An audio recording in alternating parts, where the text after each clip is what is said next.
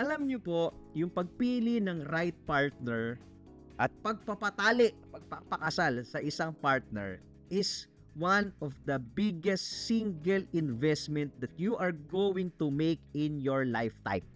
So it's really important to choose the right one. Bakit po? Kasi if you choose the right one, pwede kang maka 10x, 20x, 50x, or 100x return dyan. Hindi lang po in terms of monetary return, but yung return on happiness, return on satisfaction, return on enjoyment, yung ROE na tinatawag.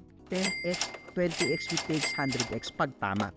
Pero pagka nagkamali ka, daig mo pa ang narag pool. Divide yan. Divide ang asset mo. Divide to yan. Pag nagkamali ka. At hindi lang yun. Imagine that. Pag nagkamali ka and you cannot work it out, grabe yung sacrifice. Kaya you have to choose the right one for you. Yan. Follow for more Tito Moves.